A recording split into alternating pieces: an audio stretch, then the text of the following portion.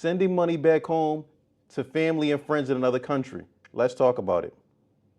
Sending money back home or to your extended family is such a common African practice that I absolutely hate. I saw my dad doing it, and I don't even know any of my extended family.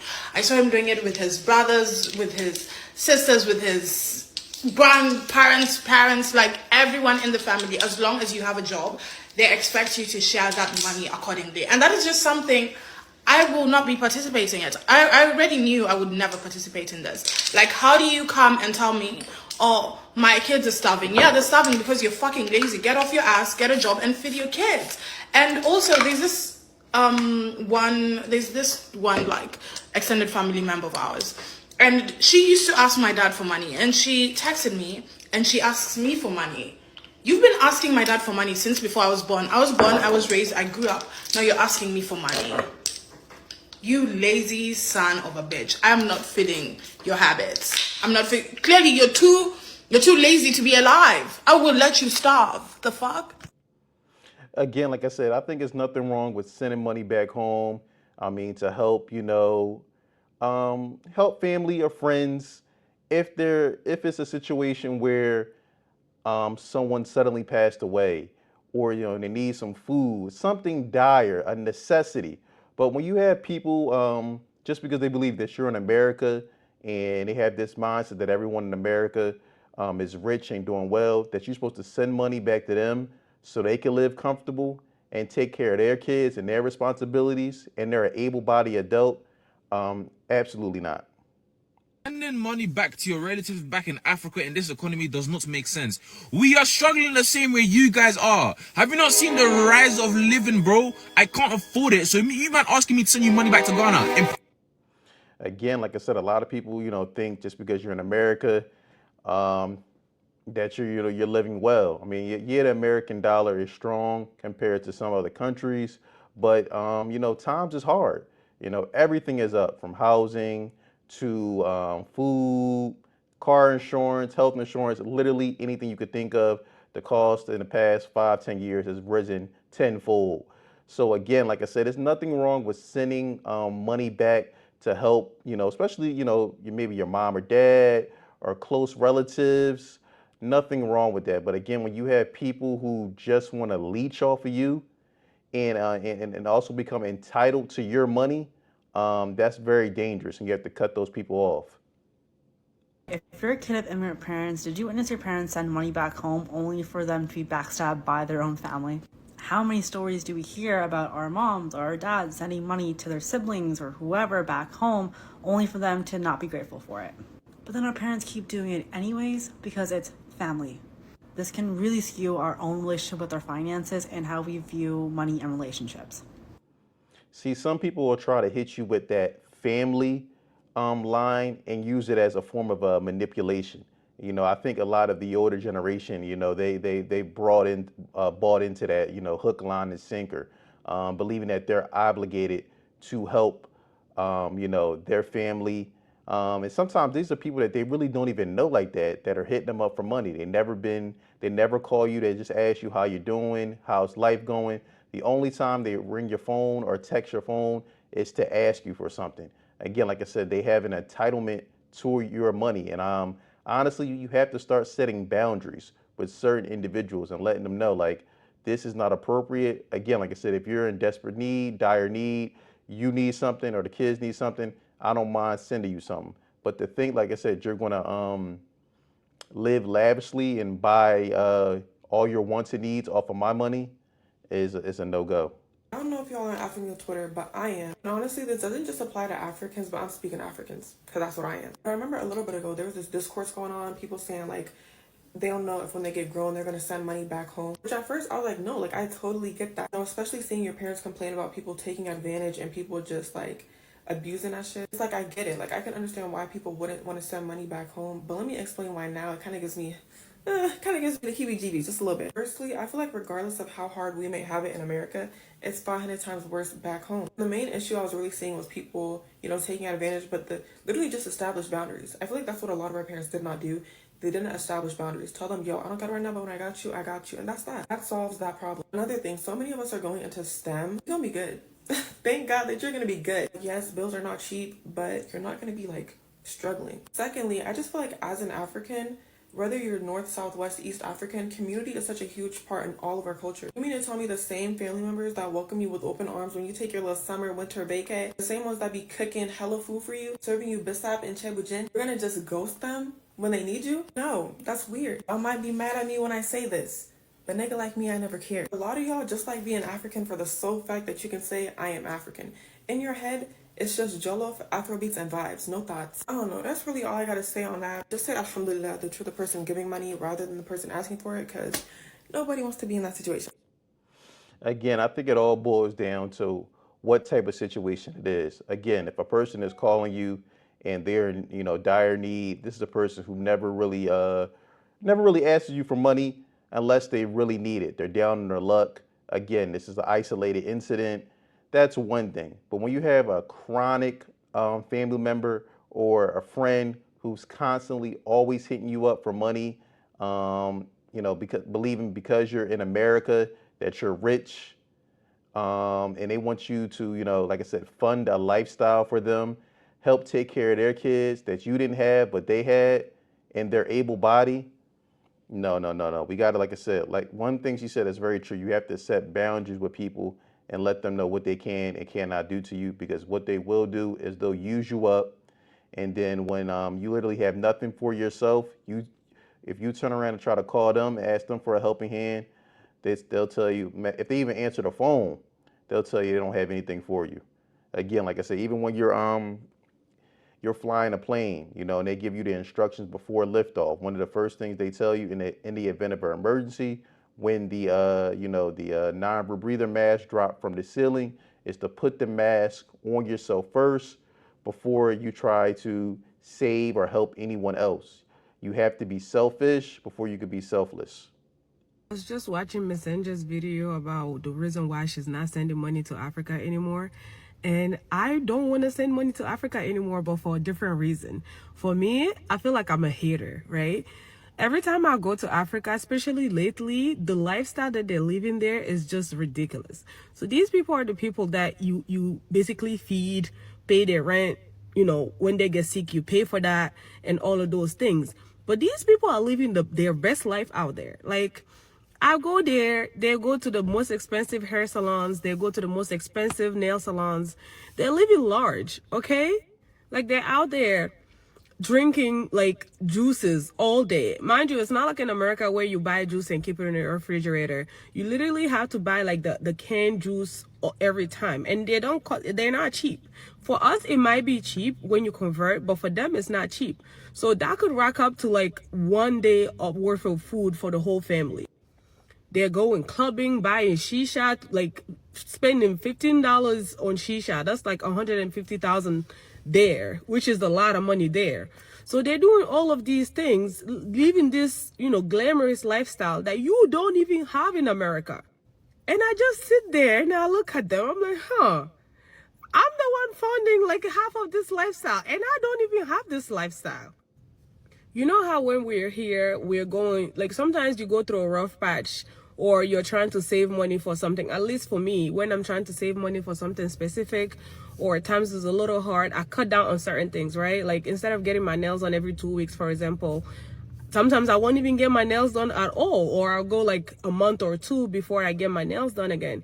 Or, like some expenses you can cut down on because of the situation. And then when you're fine, then you resume them. They don't know that.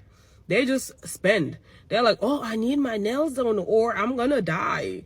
I need my hair done. And not everybody can do my hair. This specific person, like there is no compromise because they know the money is going to come. You see the mentality? So for me, it was about 8 years ago when I went there and I stayed longer. Then I realized, these people are not struggling. These people just need extra money to do all these glamorous things, to live large. I'm not living large, and I'm the one funding all of these expenses. So I made the decision that I'm not sending money to Africa anymore. So for me, it's like, unless you're really sick and I can see proof that you're sick, or something very urgent is happening, like literally something very urgent is happening, or it has to do with the children and things like that, then I will send the money. But just to send money and pay somebody's rent or, you know, like things like that, I don't do that anymore. No more sending money to Africa. And I kid you not, as soon as I made that decision and I started sticking to it, my life here changed. You know what I mean? And the whole time you're sitting there, oh, I need to look for baraka. I need to look for baraka.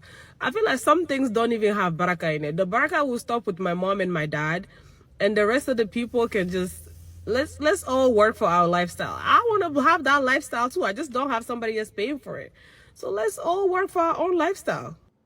I agree. Like I said, we should all work for the type of lifestyle we want to live and not be dependent upon others and beliefs because they're in another country, a first world country, and they, you may perceive that they're doing well, that somehow entitles you to live well as well. Again, like I said, if we're talking about mom, dad, they always been good to you, they looked out for you, nothing wrong with taking care of them. But again, like I said, when you got friends and cousins and people who never call your phone unless they need some money and they want you to fund their lifestyle, absolutely not. Again, it's no different than if having a friend or a relative that you see on social media, and behind closed doors they're asking you for money, but then you get on Instagram or TikTok and you see them living it up, popping bottles in the club, at the mall, spending money, and it's like, didn't you just ask me for $100?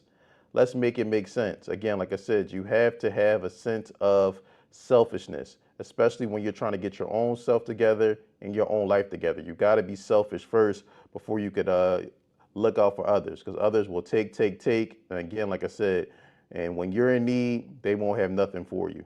The only one that gets guilt tripped into sending money to family in Turkey. I'm not talking about essential things. It'll be like new curtains, yani tül perde. Yatak, taşak, döşek, taşak. I don't know what you call it in Turkish. Kızım, puan şu an çok yüksek.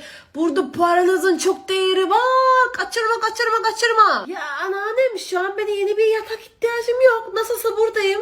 Kim yatacak yatağı orada, bomboş yatağı Türkiye'de? Kızım bak, burada da fiyatlar artıyor. Ekonomi çok kötü. Bak, pişman olmazsın. Şu an fiyatlar düşükken al. Pişman olacaksın bak almazsan. Like the cost of living here is no joke, you know. Cost of living, anneannem.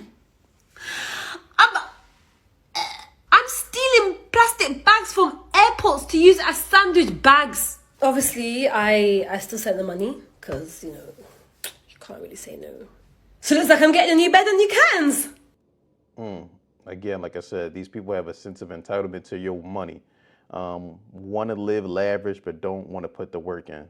Video about what happens if you don't send money back home to another country. So my parents, they're immigrants. They're from a country called Laos, right? My parents went to Laos last month, and let me tell you guys about my mom's fucking cousins. It's her second cousin at that, okay? So I guess 30 years ago, my mom's mom, who is dead, she's been dead for 21 years, right?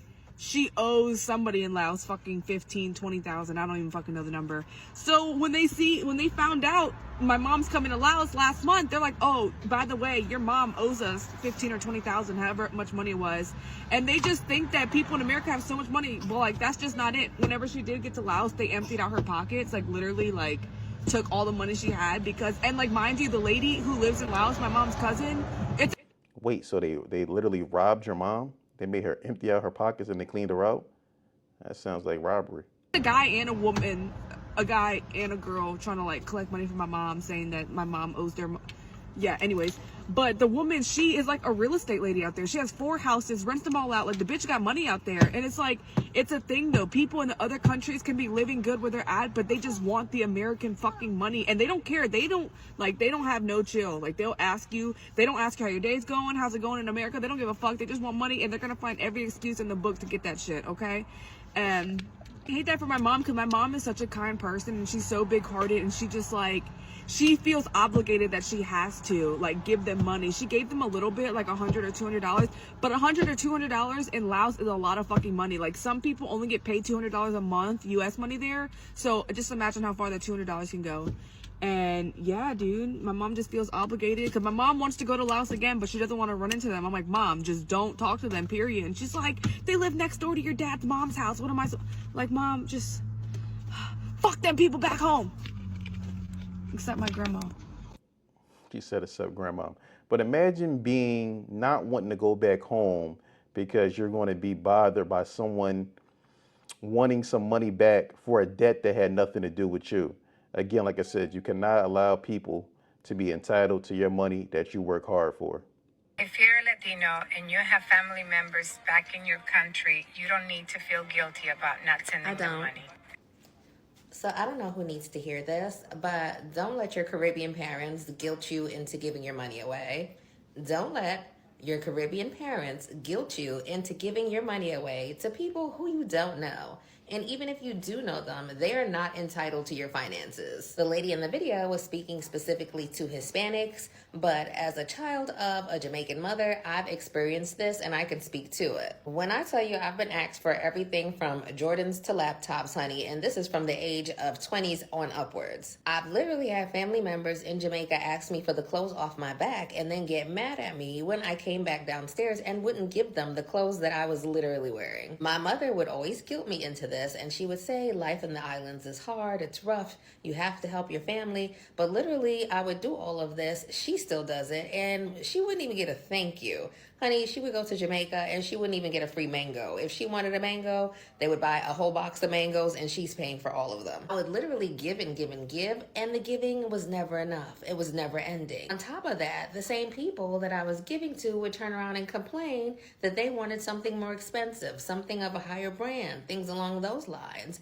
until finally one day it hit me. I'm not doing this anymore. For me, what I had to realize is that my mom is going to do what she wants to do. She's going to keep giving until she has nothing left to give, and they're going to continue to take. I had to become okay with that. I came to that realization in 2020, and honey, I've never looked back. Set yourself free, and don't let your parents guilt you into giving your way into poverty. Facts. You should not let anyone guilt you into feeling bad because you don't want to give them money, especially when you're talking about to fund a lifestyle. They want certain clothes. They want they want to eat at certain restaurants, get their hair done at certain places on your dime when they're able-bodied. That's absolutely insane. And like I said, people will try to use the word family to try to guilt trip you and make you feel bad for not giving them money. Again, like I said, you cannot allow that, and you must set boundaries with people. And if that means you got to love people from afar, or, it may be the end of the relationship, so be it. This message is for my family members back home. If you're not my family member, keep scrolling. If you are my family member, hello. I wanted to deliver this message because I'm pretty sure my parents, your siblings, have not told you. But if you don't know, just know that I will not send you money. Yeah. I am not going to send you kobo